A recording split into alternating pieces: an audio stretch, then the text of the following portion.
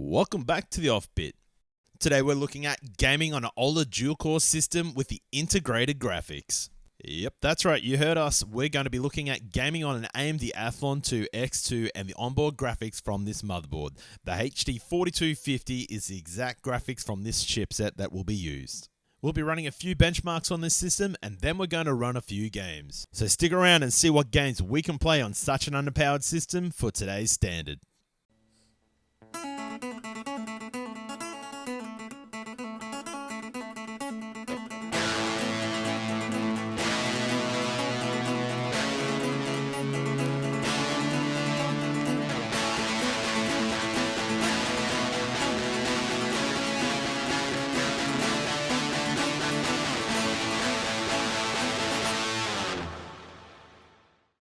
In this day and age, most games require a beefy video card and at least a quad-threaded CPU. But what if you don't have those luxuries? Well, we're going to show you how to have fun with less. This is the AMD Athlon II X2250, released on June 2nd, 2009 on the Regular architecture. This CPU is based on the 45nm node on the AM3 socketed platform. This CPU is clocked at 3GHz and comprises of 2 MB of level 2 cache with a TDP of 65 watts. Today the motherboard we have paired with is the Asus M488T-M/USB 3. This motherboard is a socket AM3 motherboard running on the AMD 880G chipset and is complemented with the AMD SB710 South Bridge. This motherboard comes with the ATI Radeon HD4250 onboard, using a share of memory from the motherboard's DDR3 RAM. This motherboard comes with 4 DDR3 DIMM slots and can map up a maximum of 16GB of RAM. Today we'll only be using 4GB of RAM. The RAM we're using today is from PQI. This RAM is labelled as being a DDR3-1333U 2GB. We have 2 of these sticks, giving us a total of 4GB of RAM, and we're clocking this RAM at 1333 MHz. The system we have here today is something similar to an office PC of the time. Surprisingly, this motherboard does support USB 3, but I guess it's not that surprising because it's in the title on the board. The board also has a GB Ethernet on board, 1 times PCIe 2.0 x16 slot, 2 PCIe 2.0 x1 slots, 6 SATA ports, and 6 USB ports.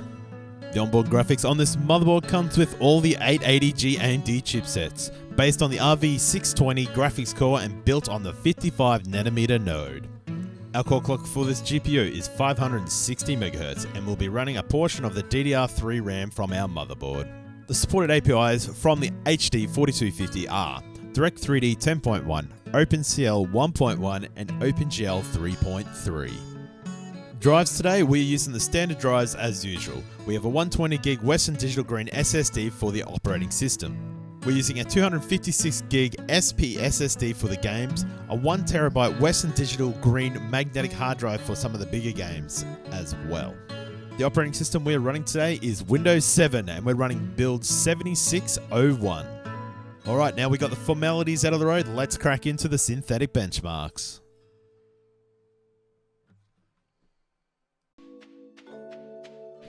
First up, we use CPU Z. The Athlon II X2 250 scored very poorly with its single core performance, only scoring 143 points. Though compared to the other AMD single core performance, it was on par. So the Phantom 2 955 Black Edition scored 155.8, so it's on par. This just shows you that this benchmark seems to do better with Intel based CPUs. In multi-core, the Athlon II did show similar results, only just beating dual-core Intel scores, and that's their single-core performance. Ouch, CPU Z is not shining a happy light on this CPU. In 7-zip, the Athlon II did a lot better with its single-core performance sitting in between the E7500 and the E8500 Core 2 Duo. But in the multi-core, the Athlon II pulled out just in front of the E8400 Core 2 Duo. 7-zip is showing a much better chance that we're going to be able to run things. So things are looking up on this benchmark for our CPU.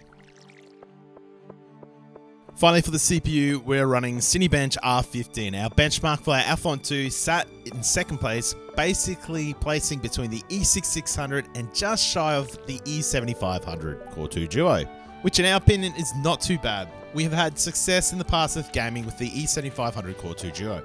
So we should see something playable from our Athlon II today. Moving on to the onboard GPU. Now we do need to mention that we don't have a lot of video cards or onboard GPUs to measure up here. So you'll have to bear with us. So we've only got 2 cards at the moment, and that's the 8400GS and our HD4250 onboard on this motherboard. First up, we tried the Counter-Strike Source stress test. In this test, our 3D performance gave us 34 frames a second on the HD250, which is a very promising frame rate for some playable gameplay. Not perfect though. The NVIDIA 8400GS did push out in front. Now, the 8400GS is not an onboard GPU, but is a very common office GPU for the time. In 3D Mark CloudGate, we scored 881 points with the HD250. Now, this did push us in front of the 8400GS. Though there's a fair gap that you can visually see here, I don't think there's much in real life when you bring it down to the down-to-down crunch at the end of the day. Anyway, this onboard GPU looked like it can at least play Counter-Strike Source. Though we did not really have anything to measure 2D graphics performance, you'll be amazed how much 2D games use 3D rendering. Anyway, let's step into the game. So first up, our game that we're playing is Stardew Valley. We played Stardew Valley on a 1920 by 1080 resolution on very low settings. This game is a really great game to sink your teeth into. You don't need a high-end PC to run this, as you can see, and it still is receiving content updates as we speak today. Frame rates for Stardew Valley. Average frame rate hit 49.6 frames per second. Our minimum frame rate hit 13.7 frames per second, and our maximum frame rate hit 59.2 frames per second. The 0.1% lows hit 1.6 frames per second. As you can see, this game played very well, and so it should. There is not a lot going on here, but keep in mind, we're not playing with a lot of hardware either. The next game we tried was Starbound. Yes, you're going to see a lot of 2D based games today, but they're all still very fun, so don't discount them because they don't have that 3D world look to them. Starbound really did struggle on this PC. It's a real shame because this game is a lot of fun to play. And as you can see in the video here, that the frame rate is stuttering quite a lot. Now this is because of the bottleneck produced by our onboard GPU, the HD4250. We ran Starbound at 1024 by 768 on very low settings. Our frame rates for Starbound were, average frame rate was 9.2 frames per second. Our minimum frame rate hit 0.4 frames per second. Maximum frame rate hit 41.7 frames per second. Our 0.1% lows was an abysmal 0.4 frames per second. As our frame rate data shows, it really did struggle, though at times we did get a max of 41 frames per second. This game was unfortunately just unplayable in our books. A cheap video card upgrade for this would probably solve this problem. Maybe going to like a GT 710 or a GT 610 or anything like that is going to be a lot better than this HD 4250. Moving on to one of our 3D games today, Counter-Strike Source. This game ran great on this system, though we had our resolution set to 1280 by 720 with low detail settings, not leaving us much to complain about, which is good. There were still a few frame drops, but in all, this game was a very enjoyable experience. Our average frame rate for Counter-Strike Source was 52.6 frames per second. Our minimum frame rate hit 13.5 frames per second, and our maximum frame rate hit 254.7 frames per second. That's nice. Our 0.1% lows hit 1.8 frames per second. That sounds pretty impressive for an onboard graphics card for a 3D game. As the data shows that this system ran this game great. Now, if you have a system like this, you want to add this to your list. This game just looks great, it plays well, and you'll get many hours, and you can still play competitive games online with it. Another great older title is Mania United Forever. This game is a race title game, but also can be sort of a puzzle game at the same time. We ran Mania at 1920 by 1080 on very low settings. Now, if you're not used to this title, it's a very fast-paced racing game with a great arcade feel to it. Average frame rate for Mania Forever was 41.3 frames per second. Our minimum frame rate hit 11.5 frames per second. Our maximum frame rate hit 65.7 frames per second, and our 0.1% lows hit 1.8 frames per second. Now, as we can see, this game runs really well at 1920 by 1080, not giving us any real dramas, just as the data shows. Though, if you wanted a smoother experience, you could drop the resolution back to a 720p, or even less if you really want a really high frame rate. Next up, we ran Broforce. This is a great, fun platformer game with a bit of a twist. Spawning and changing from action movie characters, you really don't know which hero you're going to be playing next. And every time you save a person, you get an extra hero, and you become that guy. It's a fun little game mechanic, I must admit. This game itself ran really well on this system. The level selector ran a bit poorly. That's the bit when you're sort of selecting where you're going to land with the chopper. But once you get through that stage, the game runs perfectly fine. Frame rates for Broforce are average frame rate 41.8 frames per second. Our minimum frame rate hit 1.8 frames per second. Our maximum frame rate hit 60.4 frames per second.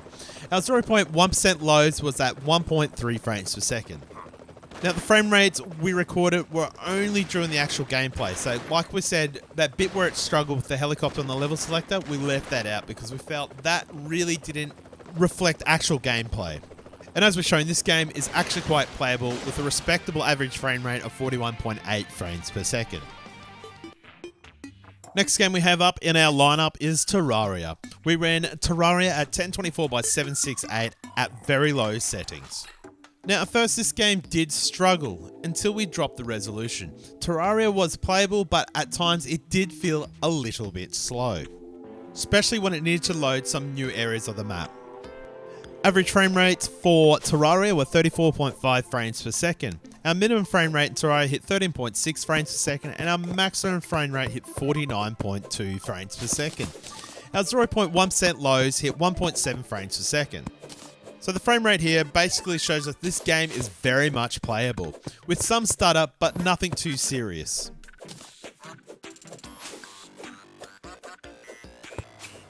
Our next game for today was World of Tanks Blitz. We ran World of Tanks Blitz at 1920 by 1080 at low settings. The game played pretty well, bar some load stutter at the start, but once that is done, you're pretty much right to go for the duration of the game. Frame rates for World of Tanks Blitz. Average frame rate is 40.5 frames per second.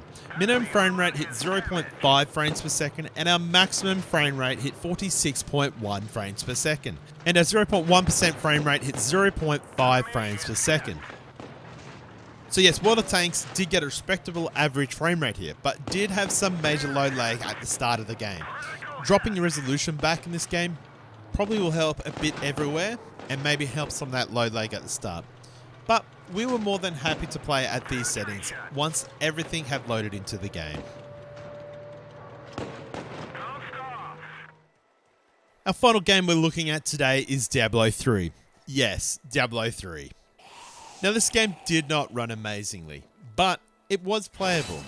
We set the graphics as low as we could, and it still looked alright. So our resolution that we set in Diablo 3 was 800 by 600 with very low settings, pretty much as low as you can go. Our frame rates for Diablo 3 on our system today was average frame rate of 12.5 frames per second, minimum frame rate of 0.3 frames per second, and our maximum frame rate hit 18.1 frames per second. Our 0.1% lows hit 0.3 frames per second. So these frame rates don't really show great results. The game's frame rate did stay pretty consistent in the game, and in itself, you don't need a finite detailed movement like first-person shooters. So yes, on the stats, it ran trash, but I thought this game was quite playable despite the lowest frame rate. Being a hack and slash type FPG game, you can get away with lower frame rates.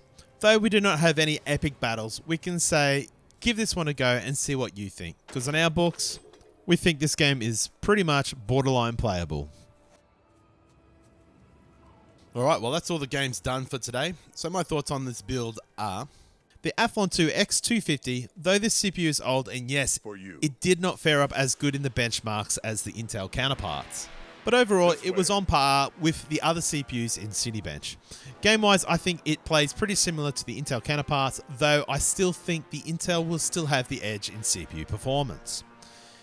The games we played today seem to do just fine with this CPU, and we felt the onboard GPU was more likely to be the bottleneck in the system than the CPU. Now, looking at the ATI Radeon HD4250. Now, this thing is nothing amazing in anyone's book, but still, this thing is a freebie with the motherboard, and yes, you can play games on it. Though the catalogue that it is able to play is very narrow and limited. But with this system, you can still have some fun. PC gamers are usually stereotypicalized to play AAA titles like Call of Duty, World of Warcraft, etc. But in reality, there is still a market and a worthwhile player base for some of the great indie titles and older titles as we've seen in this video today. Now, a few questions for myself. Would I use a PC like this to game? To be honest, probably not. But if I had to, all the games we played today would definitely be on this PC. Now, if I had to change something or upgrade something, what would it be? At minimum, it would probably be a GPU upgrade. I feel this would make the biggest difference to this system. Something like a GT 430 would make our game selection a bit more wider and make these games run all the much better and richer in the process. Anyway, once again, that's all we have today for you at the OFFbit. If you have enjoyed this video, please hit that like button. If you have not subscribed yet, please support us by hitting that button. Also, feel free to leave us a comment down below. Thank you once again for watching, and we'll catch you guys next time on the OFFbit.